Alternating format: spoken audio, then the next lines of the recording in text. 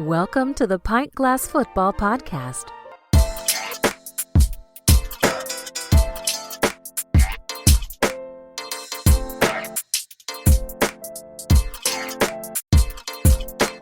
What's up, PGF Nation? We are back. NFL Week 3, college football Week 4 in the books. We've got all of our biggest takeaways.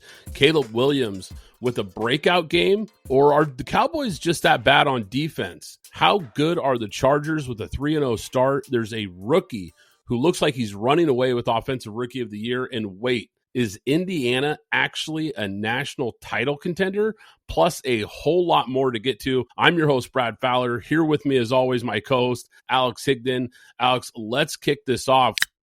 Look, we're recording right now. Monday Night Football just wrapped. Lions, Ravens, two teams that are viewed as contenders. But this was a big, big win on the road for Detroit. Yeah, absolutely. I mean, we've been talking about some of the things that they lost and how they've been looking. But since that Green Bay game has happened, it seems that they've righted the ship. This is a huge win, beating Baltimore. Baltimore came in a team that was hot, that I expected the Derrick Henry to have a breakout game. For all you fantasy owners, you know we didn't have one.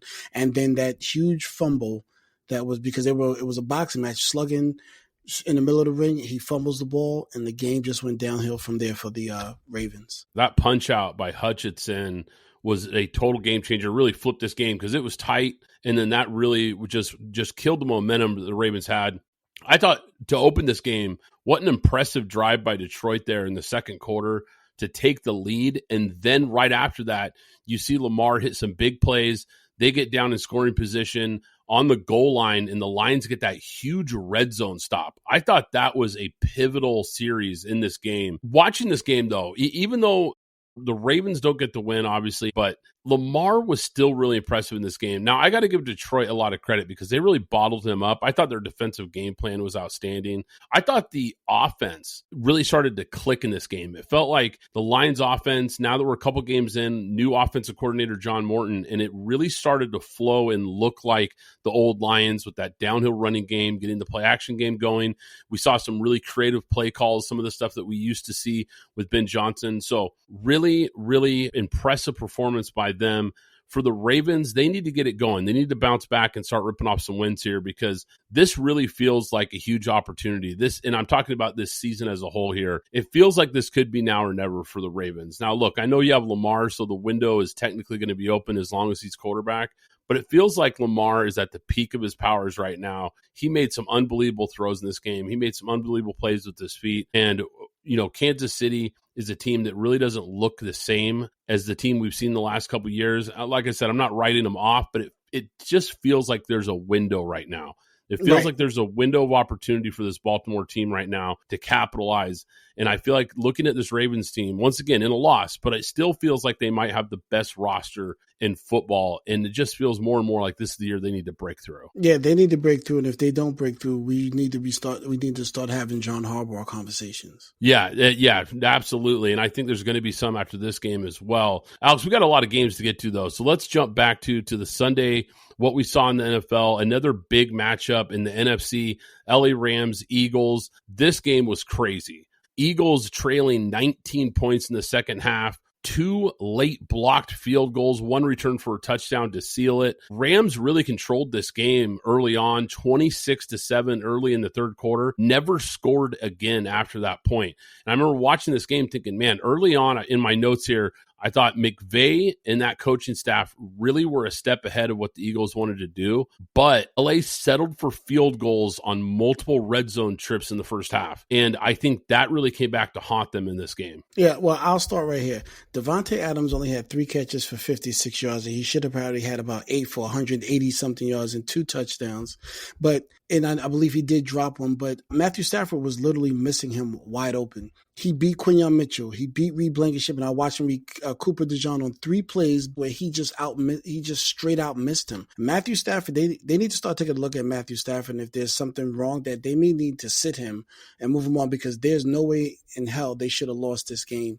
They didn't settle. Matthew Stafford missed passes. That's what literally happened. That's not settling. Matthew Stafford was not good this game. Yeah, that was really my big concern for LA this year was because we heard in the offseason and in the preseason, we kept hearing the stories about Matthew Stafford's back and coming into the season not being at 100%. We know with his age and, of course, back injuries can be such an up and down thing. One morning you wake up and you feel good. The next morning you wake up, you feel terrible. That was really the only reason why I took the Rams out of my playoff prediction, because even though I really like this team, I really like a lot of the pieces on this team, this young defense. I like the playmakers and the coaching. There's a lot to like with LA.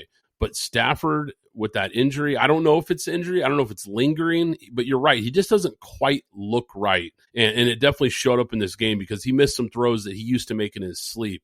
Now, I was impressed with Jalen Hurts in the second half because that first half he was struggling. Negative 1 yards passing. Yeah, it was brutal. He couldn't get anything going in the first half, but man, he came up big in the second half. 204 yards, 3 touchdowns in the second half to complete this comeback. And once again, the Rams are a team that really matches up with the Eagles. Once again, it feels like late in these games, the Eagles in the trenches tend to wear down the Rams and get control of these ball games, and it felt like that again in this one. Yeah, and a great win for the Eagles, but there's something that's interesting that's happened these 3 games, and I'll give them to you. 60, 88, and 46. That is the consecutive yards that they have rushed for with Saquon Barkley. There's something happening there. I don't know what it is exactly. Perhaps it's the offensive coordinator. I'm not sure, but they're starting to look like they looked 2 years ago when they were squeaking out wins, and they're not looking dominant in any way, shape, or form. But this is something we talked about, Brad, losing a lot of depth and just a lot of players because they drafted so well. And now they're just top heavy. They don't have the depth that they had the previous years. So we'll have to wait and see how they matriculate as the season goes on. All right, let's shift to the AFC West. We had a matchup, Chargers-Broncos. Chargers end up getting the win late versus this Broncos team. Herbert was under so much pressure in this game. 29 times they got pressure on Herbert in this game. He was sacked 5 times. He spent most of the game just trying to evade the Broncos pass rushers. This was really the first time this year where it felt like that Chargers O-line was having trouble. They've been really good the first 2 weeks, but that Broncos front seven, man, they were getting after it. And this is 2 weeks in a row now that the Broncos blow a late lead, up 20-13 with 4 minutes left. Herbert converts that big 3rd and down and 10 to Keenan Allen. Then they commit the personal foul that set up that game-tying drive. Herbert down the stretch was huge, though. He completes his last 8 passes, including that highlight touchdown to Keenan Allen.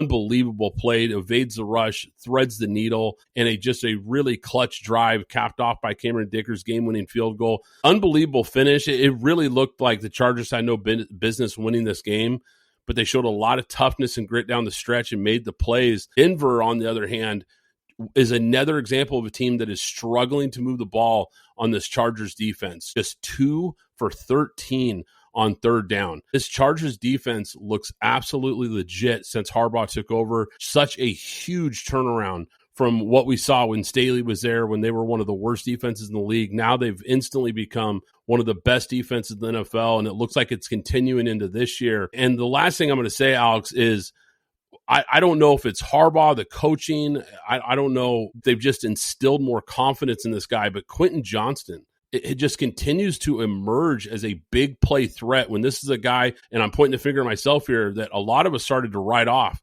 and looked like a bust, but he's starting to become a big-time player in this offense. Yeah, absolutely. You could point the finger at both of us because a lot of us, including a lot of the national media and people that we know, didn't think Quentin Johnston was going to be a guy and this was a reach. But I guess there's something goes to that motivation. And obviously in this game, Najee Harris tore his ACL, so he's out for the year. So fantasy owners, get ready to ramp up and as a full-time star for Marion Hampton. Now, Bears-Cowboys, obviously this game got a ton of eyeballs and a ton of attention because we've got this Bears team that is trying to get things going with Ben Johnson and all these young players.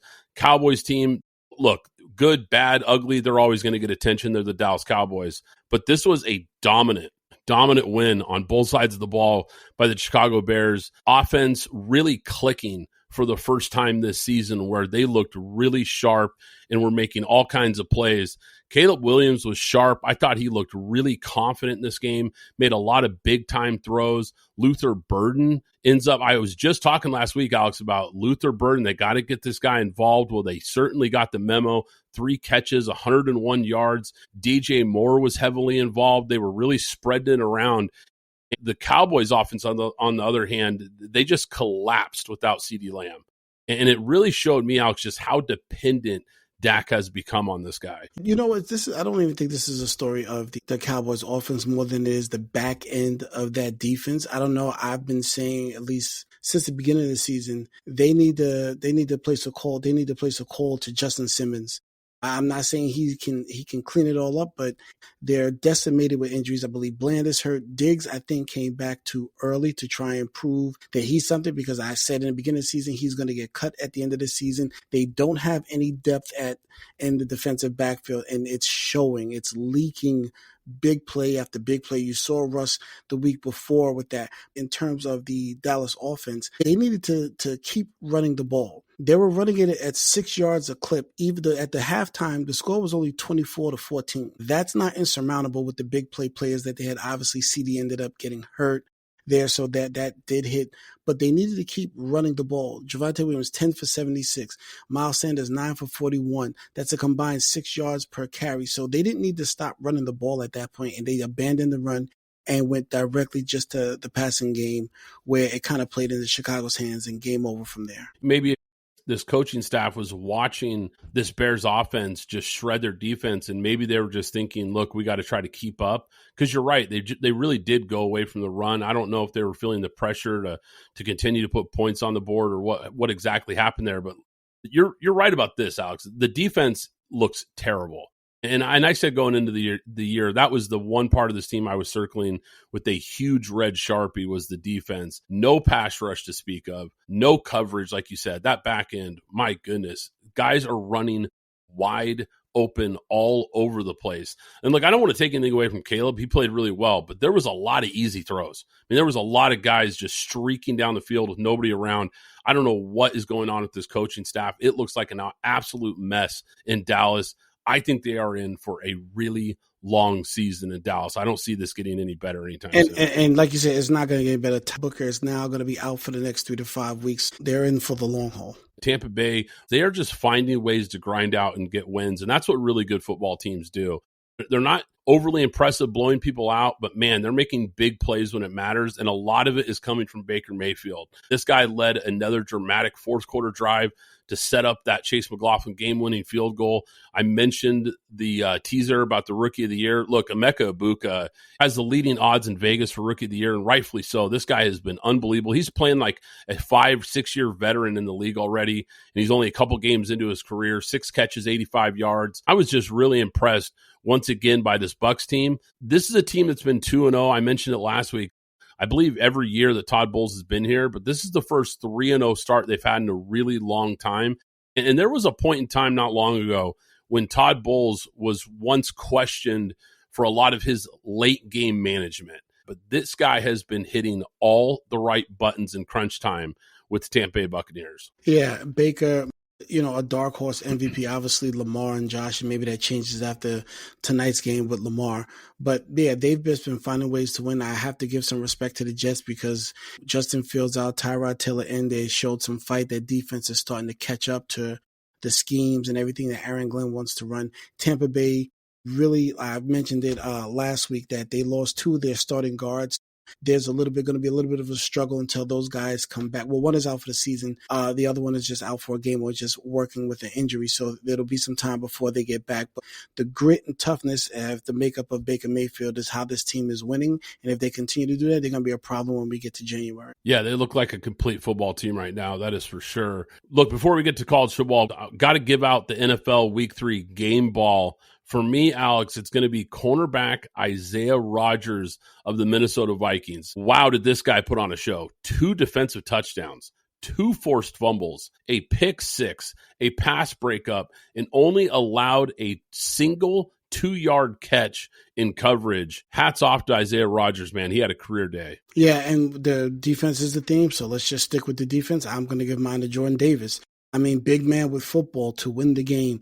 Jumped up, blocked 2 kicks, because remember, there were 2 kicks that were blocked there. So he blocked both of them and then took it down the field. And I'm sorry, Vegas. I heard that someone's looking into this game, or at least the Green Bay and Cleveland game, because that was a 3.5. They were a 3.5 dog, and that swayed everybody's ticket when he ran that into the end zone. It's funny, Alex, because when he ran that back, that was the first thing that I thought of was there are some very angry people in Vegas right now with the way that point spread went. All right, let's get to some college football here. Indiana, Illinois. This was one of the biggest games of Saturday, and I thought this was going to be a great game. Look, I put my picks out on Twitter for you guys at PGF Podcast, and this is one of the games I got absolutely wrong. I thought Illinois would win this game. I thought it would be close. I thought it'd be a really good game, and it was a laugher because Indiana came out and dominated this game from start to finish. This is a team that had won, or Illinois that is a team that had won 13 of their last 16 games. They brought back most of their starters from a 10-win season.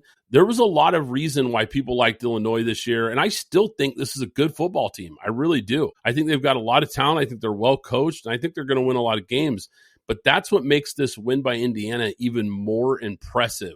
Curt Cignetti has Indiana looking even better than last year's surprise run that they went on. And a lot of it has to do with quarterback Fernando Mendoza, the transfer. This guy has been lights out. They've got a balanced attack on offense. They've got 2 good running backs, 2 good wide receivers, a tight end, and a defense that is aggressive and gets after it. Man, this team is really looking good right now. 63-10, Illinois, I thought that defense was supposed to be something, apparently not.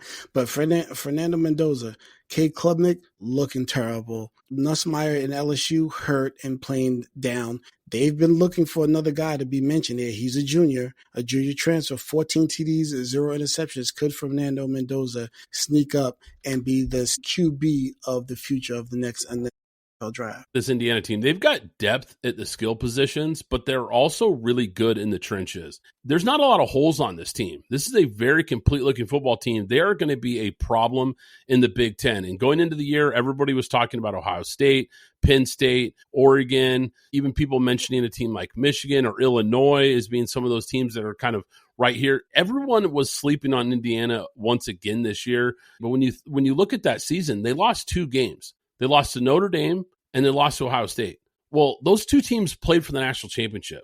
Those are the only teams that beat Indiana last year. So I think we got to look back and just realize how good this team actually was. And they look, like I said, they look better so far this year. So this is a really good conference, and they've got some really tough games. They've got Oregon on the road. I believe they have USC coming up. So they're going to be tested. But, man, this team is going to be tough to beat down the stretch. I'm really like what I've seen from them, and man, are they well coached. In the Big 12, we had another big top 25 matchup, and this was another eye-opening game. Texas Tech takes on Utah, and they pull away in this game. It was close for a while, but Texas Tech made all the big plays down the stretch. They're now the Big 12 favorites. 34-10 road win at Utah. I think that's what was even more impressive about this is because Utah at home is one of the toughest environments to play in all of college football. To go in there and get a big win like that really was impressive. Utah also has one of the best offensive lines in the country, and Texas Tech's defensive front dominated. That was eye-opening, Alex. I was really shocked at how well this defense played, especially the big guys up front. Yeah, and the real thing is, it's not, if you're looking at the stat line, if you didn't see the game, it really wasn't about the sacks. It was mainly about they were in the backfield, tackles for loss. They were in the backfield all night, well, rather all day long, preventing big plays and causing havoc. So the tackles for loss, that was the real key thing here within that game, is that they didn't allow anybody to get away. They were sure tackled, and they were able to dominate Utah. Yeah, this defense flies around. They get downhill, and they don't miss tackles. You know, that to your point about tackles for loss, I don't remember seeing more than maybe 2 or 3 missed tackles that entire game. I was so impressed with how buttoned up this team was, how well they executed on both sides of the ball. Their starting quarterback gets hurt after a big hit. Redshirt freshman Will Hammond comes in, leads 3 touchdown drives. The offense does not miss a beat. If anything, I think they might even have a quarterback controversy on their hands now because this guy looks so good they got to really think about who they want to go with going forward. But that's a good problem to have, I guess. Texas Tech, we know during the offseason, we talked about this team because the big story with them was how much money they put into this program in the transfer portal to bring in a bunch of new faces, a bunch of talented players, and trying to build this program up to be a contender in the Big 12. And we've seen teams do this in the NIL era in recent years, where sometimes it's paid off when you see this big infusion of transfer talent, and sometimes it just doesn't click. We've seen it kind of go both ways. So this was a team that I felt was really kind of a mystery team for me because I knew they had the talent on paper, but would it all come together? Well, right now, it's definitely coming together for Texas Tech. They look like a team that could run away in the Big 12. In the SEC, Oklahoma, Auburn, Oklahoma, that was really what was impressive to me because I'm starting to think Oklahoma might just have the best defense in the country. They beat Auburn 24-17, 10 sacks, 14 tackles for a loss. They absolutely got after it and were in the backfield all day in this game. Brent Venables has really turned OU into, I think this is looking like a complete team. Strong defense. They've made some really smart portal moves, bringing in John Mateer at quarterback, bringing in his offensive coordinator, Ben Arbuckle from Washington State, and it's been seamless. Because this Oklahoma team has been good on defense the last couple of years, but it's been the offense that's been holding them back. Not anymore. They're a complete football team coming off that win over Michigan a few weeks ago, now knocking off a ranked Auburn team. Oklahoma looks like a playoff team. Now, I know they've got a tough SEC schedule ahead. They're definitely going to get tested. But right now, this looks like a team that could really make some noise and make a push for the CFP. I know people are upset about the trick play. I know it was an illegal play. It was pretty creative, if you ask me, but obviously illegal, having a guy acting like he's coming out of the game, lines up right on the sideline for a wide open touchdown. There's been a lot of talk about that. I'm sure Auburn fans are livid about that touchdown, and the SEC coming out and acknowledging that that was an illegal play. So it's going to be interesting to kind of see how that plays out. As far as I know, the refs are going to be in some trouble. I don't know if Oklahoma is going to be in hot water for this or not. It's going to be interesting to see the next couple of days kind of how that plays out. Well, the strength of Auburn is they run the ball.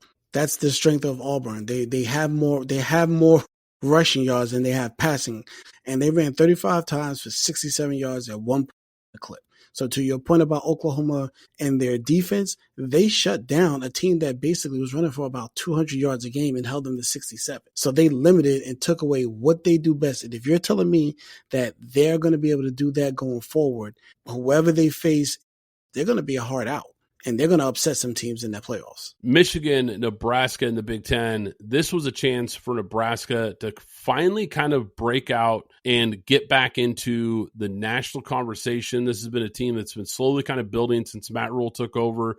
This was a huge opportunity and showed that they could be in the mix in this Big Ten. But Michigan comes out with a huge win. Michigan controlled this game. Now, I thought the score was a little misleading because you look at the score, you think, okay, this was a hard-fought, close game. And it was to a degree, but really it's deceptive because there was a 52-yard Hail Mary that Nebraska connected on in the final seconds right before the half. And then there's a late touchdown with like a minute and change left that really made the score look a lot closer than it was. If the game flow and the way this game played out, the Wolverines actually dominated this game. They dominated up front, running the ball all over Nebraska, taking the pressure really off of their young quarterback, Bryce Underwood, who, look, he still played well, don't get me wrong, but they took the pressure off of him and just said, look, we're going to pound the ball. We're going to beat these guys up front. And Bryce Underwood, all he really had to do was take care of the ball and make some plays here and there, and I thought he did. He also had a nice rushing touchdown in this game. But Michigan's clinching drive was really impressive. 16 plays, 77 yards, 8 minutes and 46 seconds off the clock. They convert on 3 straight third down conversions and just really took the air out of the ball, dominated this game up front. Michigan, look, they might not be a team that could win the Big Ten this year, but they're going to be a problem.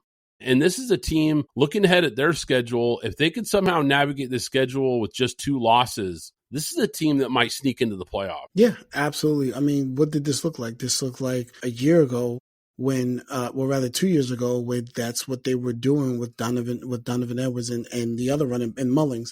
They were just running the ball and throwing when necessary. And if you're telling me now we're also going to include Bryce Underwood in the rushing attack, I mean, what else do you need to do? Run the ball, play good defense while this kid learns to play at the college level, and you get him some more big-time recruits in there so you can see his full arsenal on display. But as of right now, you're exactly right. Run the ball, play defense. And that's what you do. That's the staple in Michigan. So then stick with it until this kid matriculates and you're able to get him some recruits to show you the full arsenal, what he can do. He has sky-high potential. I cannot wait to see the player he's going to turn into. And I think Michigan, their future as far as with Bryce Underwood, I think is extremely bright. But I think they might be a little ahead of schedule here because not a lot of people were talking about them, and I think they could be a tough out. College football week 4, helmet sticker. For me, Alex, I'm giving the helmet sticker this week to Notre Dame running back Jadarian Price. 216 all-purpose yards, 4 touchdowns, 3 rushing, and 1 100-yard kick return for a touchdown. This guy was unbelievable in a big win over Purdue. Yeah, and I'm going to stick with the Michigan game and Justice Haynes. Big-time 75-yard run, crushing all the way down the field, only ran the ball 17 times for basically 8.8 yards, basically 9 yards a carry every time he touched the ball, having that offensive line control the line of scrimmage, and then delivering behind that. And let's just remember, they have I believe, if I'm not mistaken, Michigan has the number 1 running back coming in next year. So they are shaping up, like we said before, to be exactly what they were 2 years ago when they won the championship going forward in Bryce Underwood's career. Guys, if you enjoy the show, do us a favor, hit that subscribe button so you don't miss out on any future episodes. Hit that like button. Follow us on Twitter, of course, at PGF Podcast. You can also listen to some of our exclusive audio-only episodes like the one later this week that's coming out, guys. You can find it on Apple Podcasts, Spotify, or wherever you get your podcasts. But once again, I'm Brad Fowler. He's Alex Higdon. This is Pint Glass Football, and we'll catch you next time. Thanks for listening to the Pint Glass Football Podcast. Be sure to subscribe and follow us on Twitter at PGF Podcast.